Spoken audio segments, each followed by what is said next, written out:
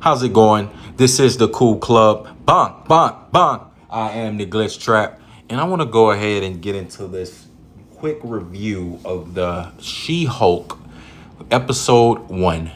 She-Hulk, I don't understand. I always liked this character, first of all, as in the comics. I thought it was a good concept to me to have a woman version of the Hulk because just of who the character was. Nowadays they want a woman version of everything. Like you got a woman Thor. I never thought a woman Thor would be cool. Like no one asked for that. But a female Hulk was always a good concept because men have this fantasy about a big strong woman like that still being feminine. And that's what the She-Hulk was in the comics. She's a feminine woman. They always drew her scantily clad. She was well endowed on the breast and assets. She got into better shape. You know, she became everything that her counterpart wasn't, just the same as Bruce Banner. She was a nerd, flat nerd. And Bruce, the same with Bruce Banner being a nerd, and the Hulk was his alter ego, being aggressive and strong. But in this show, they seem to want to, like, she really doesn't. Only change she makes it in here is in strength. Like the She-Hulk character isn't even attractive. Like they not trying to play her up. Like in the comics, like I said, how they made her sexy, or they're not trying to do that. So in this, they're basically trying to make her conservative and I'm all buttoned up. I'm not even sure if she's what her sexual proclivity is there. I'm not sure. But you have from the beginning of it, this episode was rushed. It felt rushed. From the beginning, you have Jen basically telling her, she introduces herself and she's basically breaking the third wall. It's some Deadpool, like how Deadpool does. She does that in the comics. It's not really, something I'm a fan of. I mean, you already have Deadpool doing it, but okay. So in turn, we find out she has some friend, of course, some white guy. She has two friends. One of them is a white guy. I guess he's a straight white guy, whatever. And he's basically, super toxic, a bunch of these stereotypical tropes. Then you have her friend. You're like, who is, and she knows that she's the Hulk, but everybody's looking like, who is this lady? Like, we don't know who this person is. We don't care about none of these characters, and she already knows you're the Hulk. So she ends up going into the backstory and breaking the fourth wall. I'm sorry, I said third in the beginning. That's actually breaking the fourth wall. She ends up doing that and giving the story of how she became She-Hulk. Now this origin story was rushed. This was one of the quickest origin stories I ever seen, and they changed out a lot of the things that made She-Hulk's origin important. They tried to do this to make her seem like the hero. First of all, they driving down the road, and Bruce Banner is talking about some device that he created to now stop him from turning into the Hulk. And it's like, first of all, all of these, the canon of the Hulk, because Abomination is in this, the Abomination from the movie, the best Hulk movie, the best one being the one with Edward Norton. Like, they have him here, so I don't understand what canon they're using. Why did Bruce Banner need some device to keep him from turning into the Hulk? Like what kind of stupid stuff is that? He's already smart Hulk, but then in the Edward Norton thing, again, let me just continue. It's, first of all, because I could go on and on. So they're driving down the street or a road, and then here comes a spaceship just out of nowhere, just to move the story along. It appears out of nowhere. They crash. They pull off the road and crash. Bruce Banner, the Hulk, is the one who's knocked out. And Jen has to drag him out of the car, burning car, before, to safety. And while she's doing that, a little bit of his blood drops into her open wound, causing her to now become the She-Hulk. That's it. That's the origin. Do you forget that in the comic books, Bruce Banner actually gave her a blood transfusion to save her life? That's a huge part of the story. That's built in canon. So why did you change that? Oh, just to make Bruce Banner look like a piece of crap. Just to make it so where he don't have nothing, he does nothing right, and you can continue with that narrative you got going on. Basically, the narrative of making Bruce Banner the Hulk, everything that he's earned, basically taking everything he's earned, everything he's done, and making him a joke. That's it. Making him to some. You have to try to nerf him, and they've been doing this throughout since the movie the Hulk, Incredible Hulk with Edward Norton. They've been nerfing the Hulk. Like, he gets stronger with anger. Even this Smart Hulk that you have in the show, he's not big enough. Like, this doesn't even look like he's not strong enough. Like, he's not big enough. This isn't the Hulk. And they're nerfing him to try to make it seem like She-Hulk is better. All throughout this time, after she gets his powers, she ends up, first of all, waking up in some rest stop or something. I mean, you know, she ends up waking up having to go to some rest stop to try to, I don't know what was going on there. They have some LGBT or some group of women come out of nowhere and just give her a makeover. Like, this woman's hurt. This woman just came out of an accident, and and you're trying to give her a makeover. They under the impression that something happened to her, and the first thing you do is give her a makeover. Don't make any sense, man. You understand? Like, I don't know who the creators of these shows and the writers of these shows. The writers are, first of all, lazy, man. They're bad writers. But, they don't pay attention to any of the source material. They just want to create what they want to create. Well, why don't you have enough creativity to go create your own stuff? Go create your new universe. Because this here makes, like, you're just taking a big poop, a green poop on this stuff right here. Again, and okay, so you have Bruce Banner.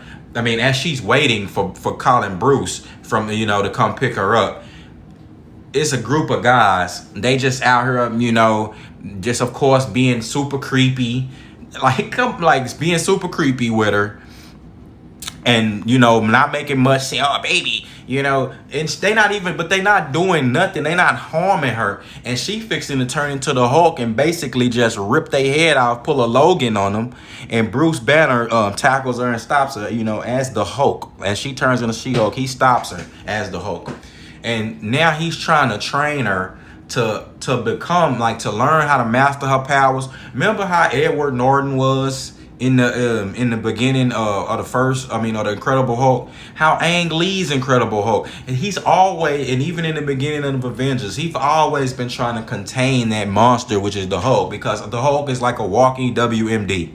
The Hulk will go 0 to 60 very quickly, and start breaking and destroying things. The Hulk can destroy the world, if he was just left out to his own devices, just to unbridled rage, if he wasn't to be stopped. But that's the trope. People have been able to stop him. He's been able to meditate, to go search himself and do certain things to be able to suppress that. But you get her here, you get Jen. She just basically is just, she don't want to hear nothing from Bruce. She thinks she know everything. She hadn't been the Hulk 2 days. She think that she knows every single thing. I don't like a lot of the changes that they make. Like, they trying to make it seem like now that they trying to make it seem like there's a gene that's in Bruce Banner's family to where they can synthesize gamma radiation. The only thing that's similar to the real story is that gene was put there by Bruce Banner's father from the Ang Lee movie, as you see, when he was experimenting on him as a child, experimenting on himself, and he put the gene into Bruce Banner. So I don't know how Jen ended up with it from that canon, but again, these writers don't care, man. Everything's everywhere. So basically she's shitting on Bruce the whole time through his training. I mean, through him trying to train her, trying to insult him, not, giving him all types of pushback, not listening. You understand? Talking about foolishness. I want to go home, whining the whole time. I'm talking about whining. It was getting annoying. And the show is supposed to be a comedy. So eventually they get into it. Bruce Banner ends up being like, look, forget it. You could go ahead and go. Like, I'm gonna go ahead and respect. I see what you're saying. I'm gonna respect your wishes. You feel like you feel like that from everything I done, I know about being a Hulk. I've been a Hulk for a long time. You feel like you know better than me, and you just want to go do your own thing. All right, go ahead. And of course, doing that, they shoot back to and mind you, they rushing this story pretty quickly. I've never seen a more rushed origin story, and nor a more lackluster origin story. Like this, there was no sparks here, nothing special. I didn't care about the character by the time they finished with it. I really didn't. I didn't care. Like, only thing I saw Jen is just really being annoying, whiny, and shitting on Bruce Banner. Then She-Hulk didn't make it. When she turned to She-Hulk, that's just her bully form. Don't make her no better. So when you get, now they fast forward back to these times, and now I understand how this person, that woman, knew who she was, and still don't know who that woman is for the most part. She's mentioned like one time, and from Jen, I think her name's Vicky. So fast forward, now we go back to Jen's having her first court case, and so you have this. I don't know the name of this lady. I think this is one of She-Hulk's. This is She-Hulk's arch nemesis. You can look up her name. I mean, after seeing this, I'm not even really interested in it. This woman looked ridiculous. So it's a villain just bust through the courthouse doors. She just burst through the courthouse doors. I mean, she just burst through the wall, and now now Jen has to turn into She-Hulk and reveal it in front of everybody. Her girlfriend or her lady friends running over there. Let me get the shoes. Let me take your shoes. So while this villain is over here, she just in that instance, this is a super villain. She got strength and speed. In that instance, she just ripped the person's head off while you taking off your shoes. This is the stupidity of these stories, man. You don't see Wonder Woman in the DC universe talking about my shoes, take off my shoes. You didn't see that, man. Wonder Woman got busy. You didn't see her talking about my glasses. She wasn't doing all of that. What are you doing? Like, people losing their life. Like, you can't take this nonsense serious. So she ends up, like, this was the quickest villain battle the quickest battle I ever seen. It's supposed to be her arch nemesis.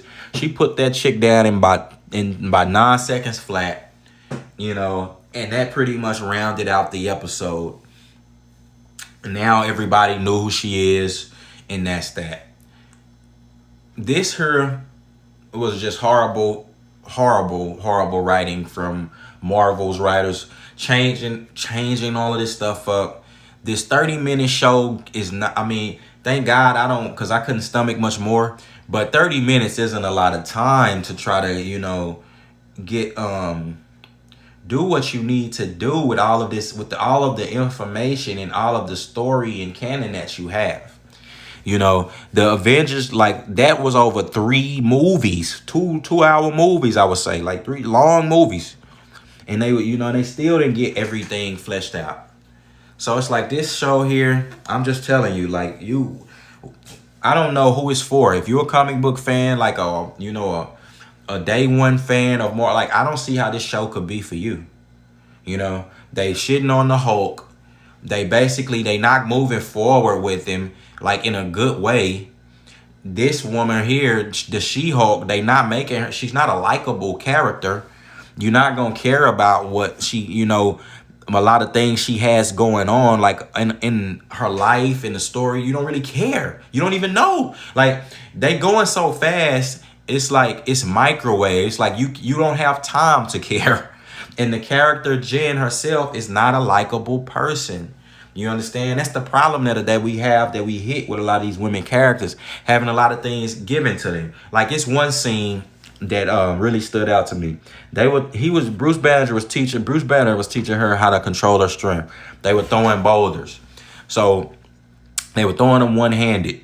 She ended up throwing, I guess she threw one further than Bruce one-handed, which I don't see how that's possible.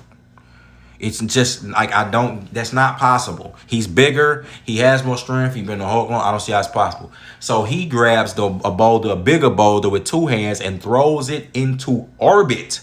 And I was like, well, you know what? That part there, that's the Hulk.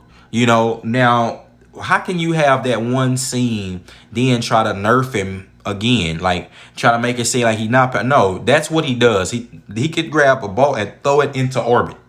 That's the Hulk we're looking for. Not this, give me my shoes, tie up my, put my hair up and let me get some pancakes and you go girl type of Hulk. Like, come on, that's not even She-Hulk, man. Come on, you playing games. You making her look bad, and I know, even though you're trying to give her all of these whammon power-ups. So again, man, y'all watch this show here. This episode 1. I give it a 2 out of 10.